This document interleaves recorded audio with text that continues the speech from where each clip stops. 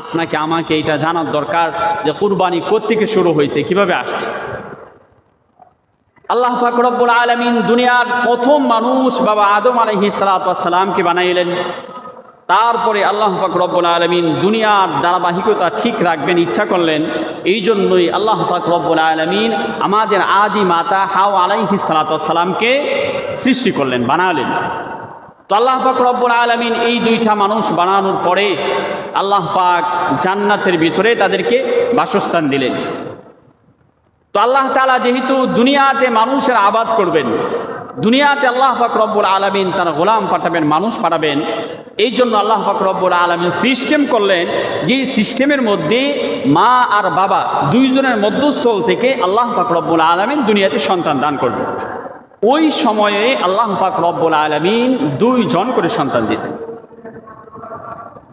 আল্লাহ পাক রব্বুল আলামিন একজন ছেলে একজন মেয়ে, এইভাবেই আল্লাহ তাআলা এই দুনিয়াতে মানুষ আবাদের সিস্টেম তুলে ধরলেন।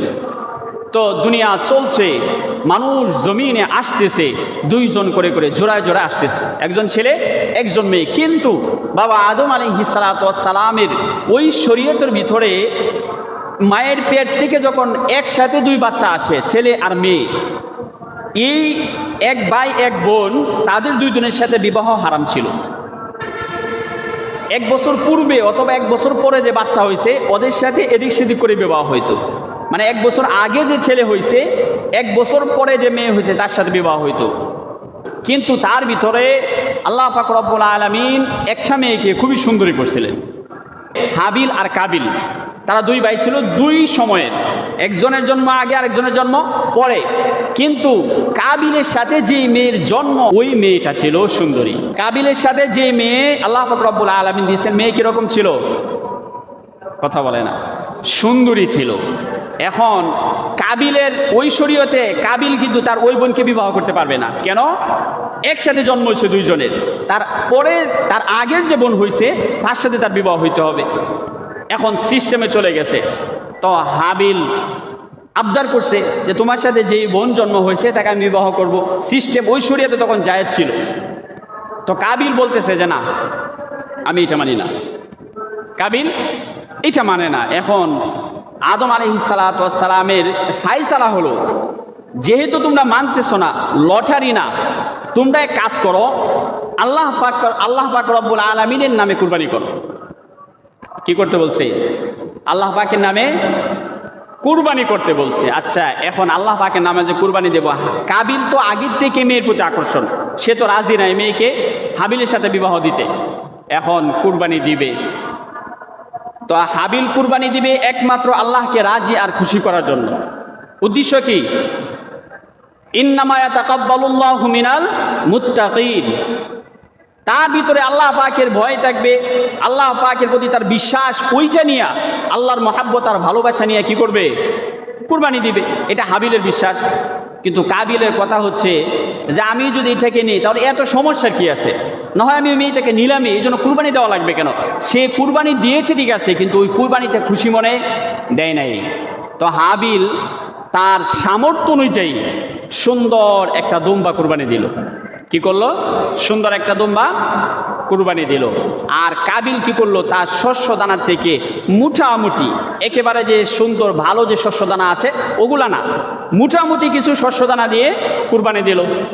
তো আল্লাহ পাক রব্বুল আলামিনের কাছে হাবিলের এই দুম্বা কুরবানিটা পছন্দের হয়ে গেছে। আর ওই সময় কুরবানির বিধান ছিল, আল্লাহ পাক রব্বুল আলামিন যার কুরবানি কবুল করতেন তার কুরবানি যেই পাহাড়ে দেওয়া হতো, ওই পাহাড় থেকে আল্লাহ পাক রব্বুল আলামিন উপর থেকে আগুন পাঠাইতেন, আর আগুনের কারণে ওইটা পুড়ে মশা হয়ে যেত। আল্লাহ পাক রব্বুল আলামিনের কাছে হাবিলের কুরবানি কবুল হয়ে গেছে। এখন কাবিল চিন্তা করলো, যেহেতু আমার কুরবানি কবুল হয় নাই, তার মানে আমি সুন্দরী মেয়েকে পাবো না। কিন্তু শয়তান ওই সময় কাবিলকে ধোঁকা দিছে।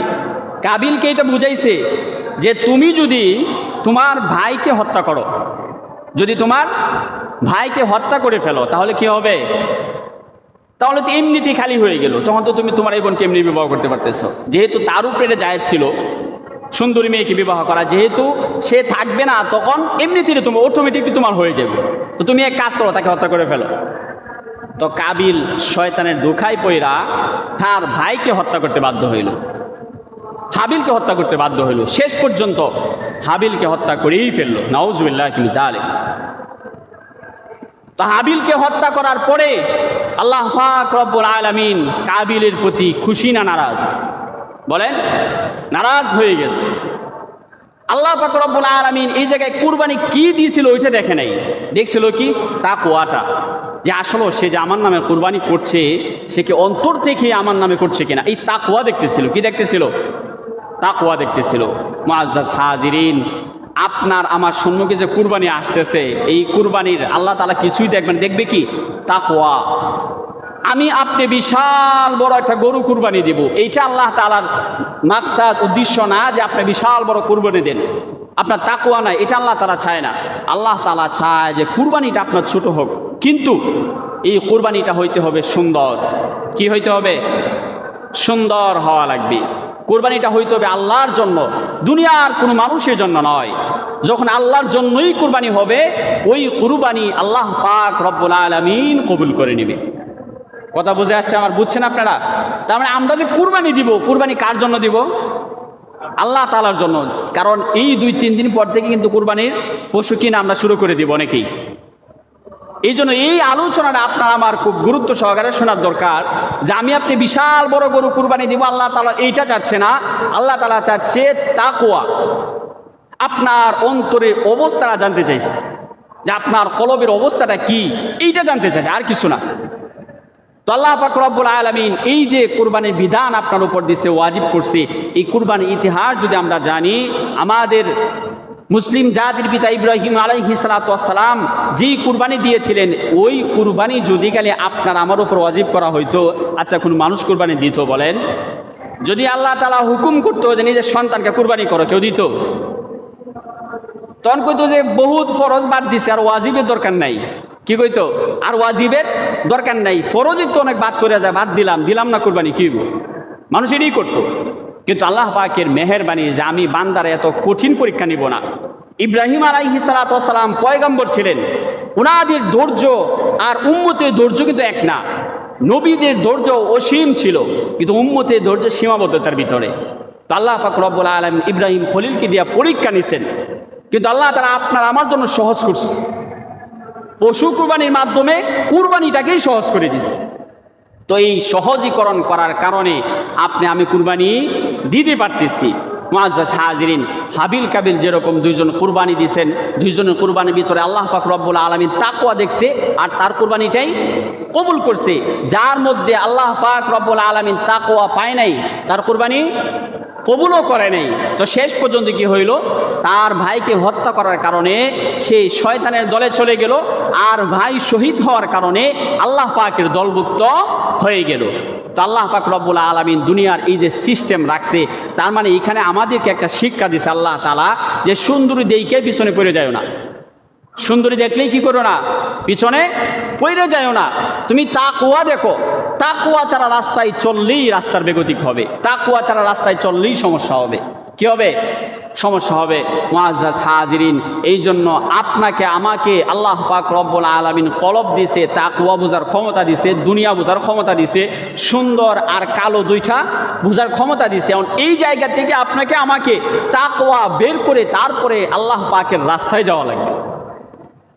তো এই যে সম্মুখে আপনার আমার কুরবানি আসতেছে, এই কুরবানি এরকম এক জিনিস, আল্লাহ পাক রব্বুল আলামিন বলেন যে আমি কুরবানির গোশত, মাংস কোনো কিছুই আমি রব চাই না, আমি চাই বান্দার তাকওয়া। তাকওয়া যদি বান্দা দেখাইতে পারে, তো কুরবানি যেটাই করুক না কেন সেটাই আমি রবের কাছে কবুল হয়ে যাবে।